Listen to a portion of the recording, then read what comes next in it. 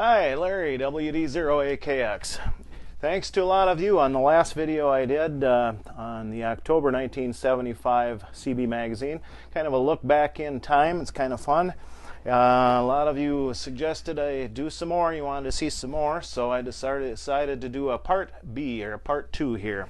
So this time we'll take a look at May 1976 CB magazine.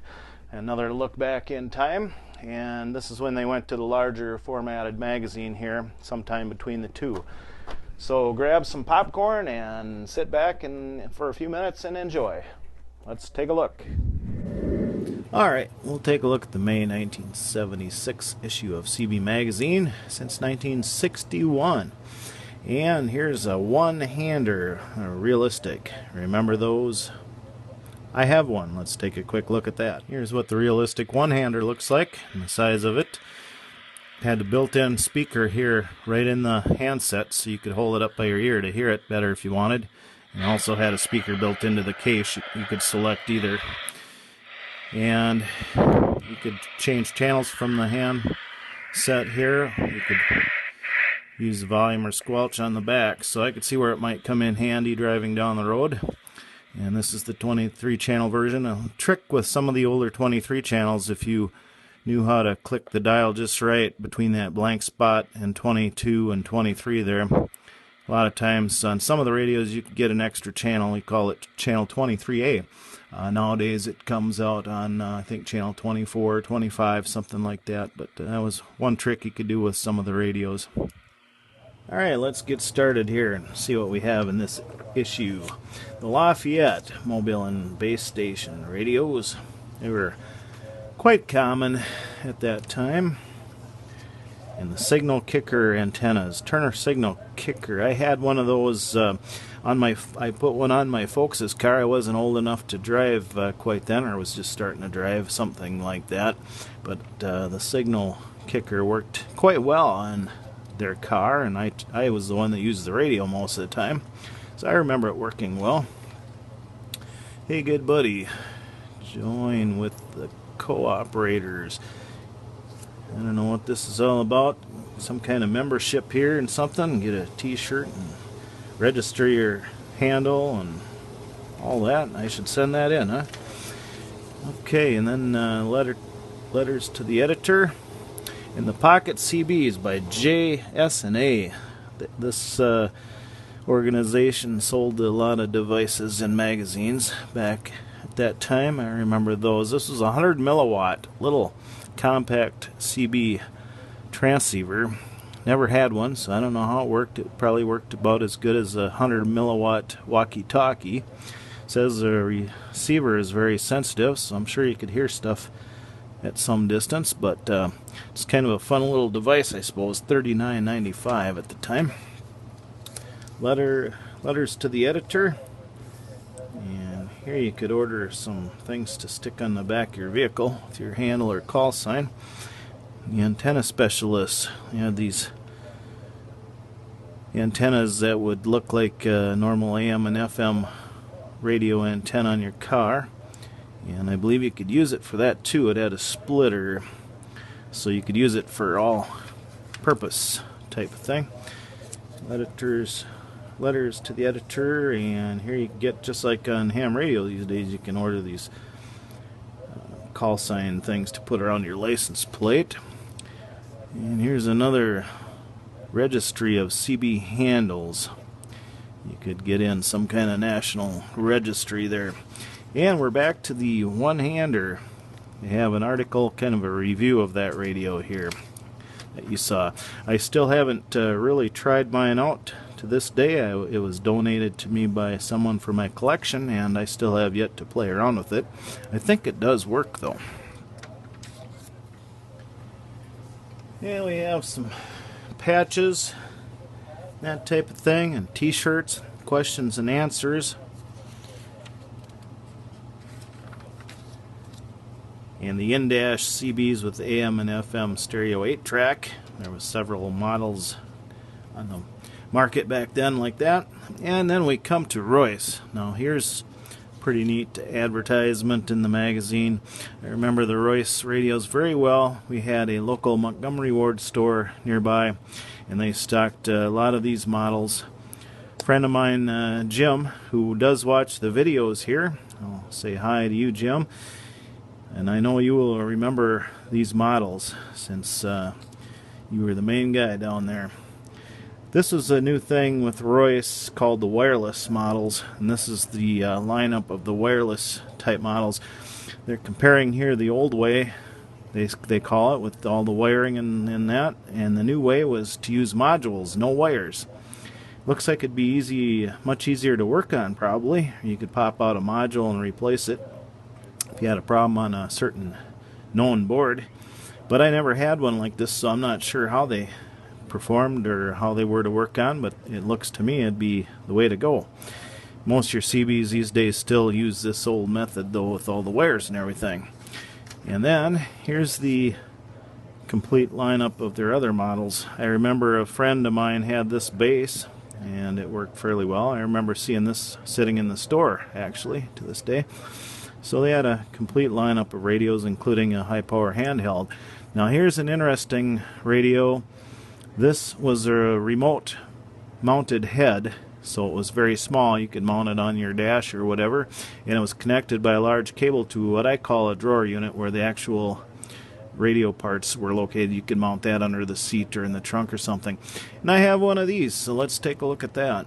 And here's that Royce model. It's kind of dirty and not in the best of shape, but gives you an idea what it looked like. This is the remote head, and you could change the channels on the mic here and mount this somewhere handy. And this was the unit you would mount in the trunk or under the seat, and it was all connected by this heavy-duty cable with several connections there. So that's how that worked. And look what I found in my collection. I forgot I had this Royce here, but it's a model 1660. The module transceiver, and it looks like one of my digits in the display is burnt out there or has a poor connection to it. Other than that, radio does seem to be working. So let's take it apart and check out those modules. And look at there. Sure enough, it's really neat and clean looking. Just the modules, no wires. That's close-up look there at the inside. That's the first time I've ever had a Royce open like this, so I'm looking at this for the first time myself. But nice, clean-looking radio inside. Looks like it might have had a little bit of work done to it over the years. To get the modules out, you just remove a few screws, and then you do have to do some unsoldering on the pins on the bottom. They are soldered in, which is a good thing, because if they're plug-in type connectors, over time usually run into poor contacts that way. But I could see where back in the day it might be handy if a shop had extra modules on hand and needed to get the radio working quickly. You could just swap out a module or take the module out and work on, check the components that way if you needed to, or isolate it to a certain board if you had spares to check. Alright, moving on. Transceiver theft's becoming an increasing problem. That was a big thing back then because everybody had CBs, it seemed like, and people were trying to steal them from cars and all that. So there's a lot of anti-theft devices out for CB radios, anti-theft type locks and things for your radios and antennas. And here's PAL again from the last magazine. We looked at the PAL V bar mount. You say it increases scientifically forms, so when you use two sticks, your audio to the station you're talking to increases up to 40%. Well, I don't know how well that worked, but I think by putting these two antennas together like that and mounting them in that way, I think it kind of makes the signal directional probably towards the front and the back is what they're trying to accomplish here. I don't know how well that worked. Maybe it worked, maybe not. And we have the Hickok frequency counters. T-shirts. They were selling these all over in the magazines here. Keychains. And look at this. You remember this All About CB two-way radio book that Radio Shack had at the time. I have a couple of these. Look at there. And with this coupon, the book sold for $1.25. You could bring this coupon in and get it for 25 cents. A lot of good information in here, though, for people that were new at CB, and it told a little bit about ham radio, I believe, too. But this is kind of fun to look through.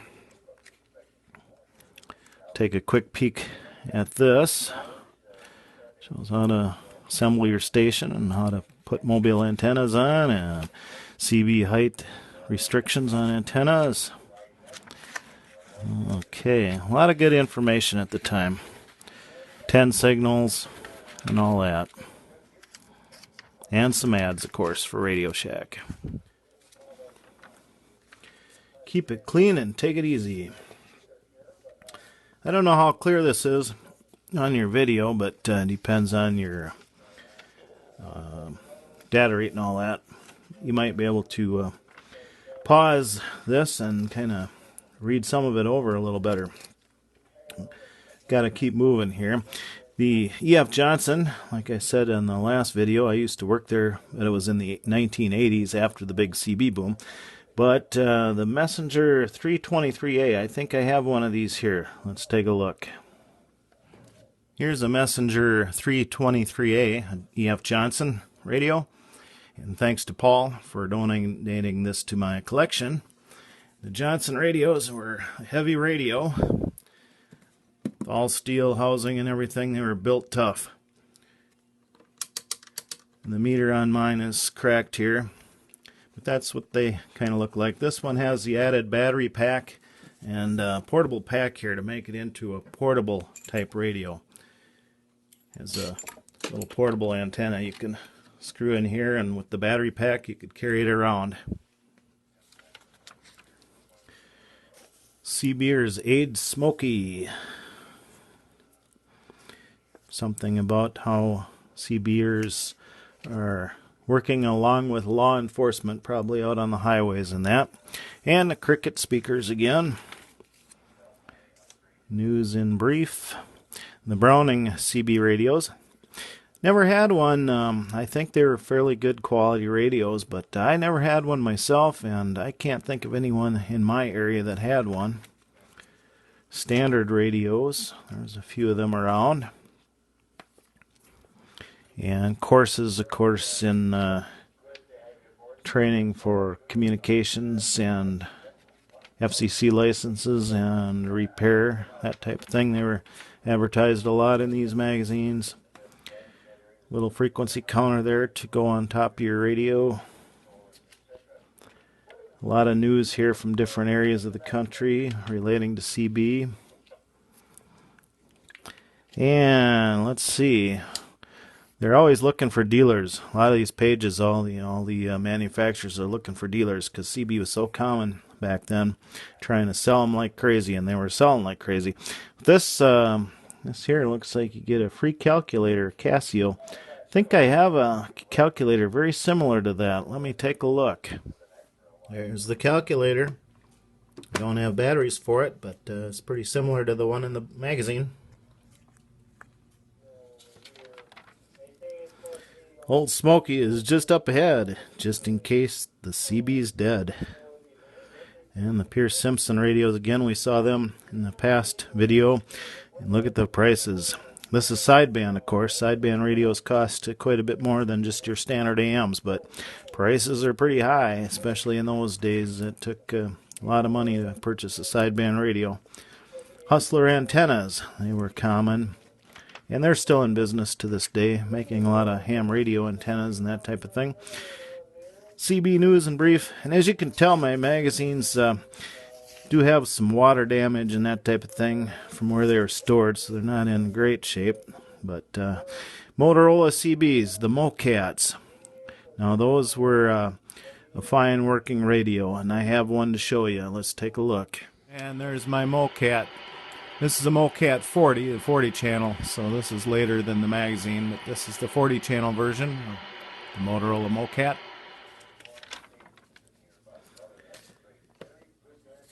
Telex microphones. and noise canceling type microphones. Great for noisy environments.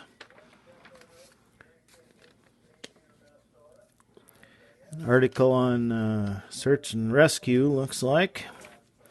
Ringo Ranger by Cushcraft. They're still in business making antennas to this day, mainly in ham radio, I believe. And then you have, this was kind of popular in the day with cassette and 8-track and CB and AM FM radios all in one package, so you could have it mounted all in your dash in a clean package. But I'd hate to work on one of those if something went bad. JIL. And coax switches, Rockwell filters, Collins filters.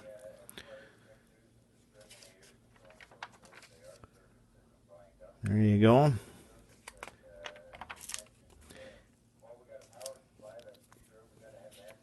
Just keep paging through here, see if we find anything interesting.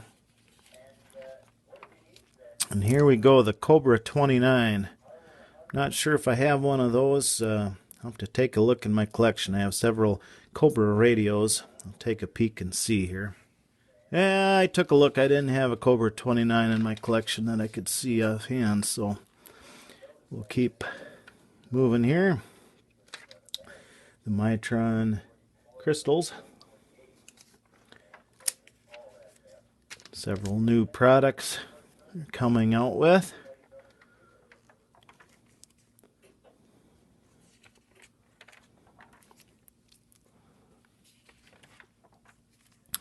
And here we go, the Silver Eagle microphone again, like I showed you in the previous video that I did with the CB magazine here. I have one of those, you can see it in the previous video. And here's the Browning radio setup they're showing it with. Those were known as top-notch expensive radios. Everybody wanted one of those if you could afford it. I never had one. Maybe someday. New Part 15 rules by the FCC. And the Pace radios. I had a few Pace radios. I didn't have those models. Radio Shack antennas. Oh, I'll let you take a look at that cartoon. In the Tram. This is the new Tram Diamond radios at the time. I think they're pretty good. I didn't actually know anybody that had one, but I think they're pretty good. Here you can see CB locks. They were common. Everybody was trying to steal CBs out of vehicles back then, so it's common to have locks on your radios if you were worried about that kind of thing. Yeah, better inject more power to get that antenna back in the air. Monitor public service. Here's another way to disguise your antenna. This would flip your antenna over into the trunk. I never had one of those, but I knew somebody that had one. You could just work pretty slick, flip it over when you're out of the car. More theft stuff here too. See, they were really worried about thefts at that time, you can tell just by the ad. Midland CB. CB happenings. They had CB coffee breaks and all that type of thing going on at the time, so you could list your event here by state. And the Regency radios. And here's a scanner. Look at there. I think I have one of those Regency scanners. Let's see if I do. Here's the Regency scanner. And they had a coupling device here. You could hook the VHF and UHF up to one antenna here, or you could use the built-in whip antennas. That's a peek at the Regency scanner from the magazine. Okay, Palomar. At this time, they were getting news that CB was going to be expanding to 40 channels in 1977, and this being 1976 yet. So I think a lot of radios were kind of gearing up to get ready for that change. And I believe this radio, see, you could, by the way you selected the channels, I think they might have planned this ahead of time so they could do a mod to the radio later to expand it to 40 channels quite easily. That's what I heard about this radio. I'm not sure, but it sure looks like it by the channel indicators. It looks like it could be expanded later.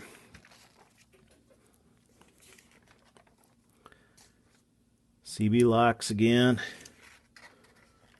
Protector CB handle. E.F. Johnson.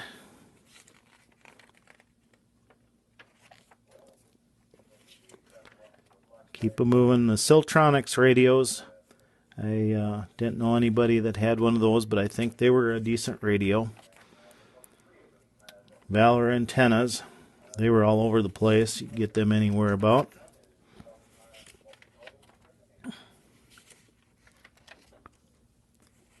CB radio course. High gain electronics. Selling shares there. Okay.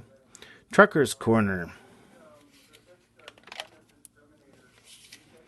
Yeah, we'll move a little faster here. Here's an AM/FM CB receiver, and let me show you something similar to that I have in my collection. Here's the one I have, multiband XGR with CB band coverage.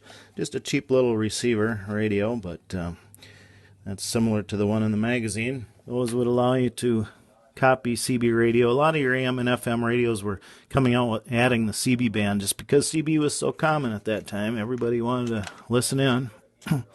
Here's that antenna again that I mentioned in the last video. That horizontal loop type antenna. And the SBE radios. They were pretty good. I have an SBE radio. I won't show you that at this time. I think that'll be listed in another magazine upcoming here possibly. And the Avanti antenna. Well, I hope you enjoyed a little trip back in time there. It's kind of fun to see what they had at the time. I may do a part 3 here yet sometime in the future. I'm not sure, but might take a look. There's still a few CB Guide magazines here that we haven't touched on. This was CB Magazine, and I have some CB Guide it was called, and they have some different things in those. So may combine a couple of those magazines into one more video or something. So thanks for watching. Leave some comments below if you enjoy the video, and 7-3 for now.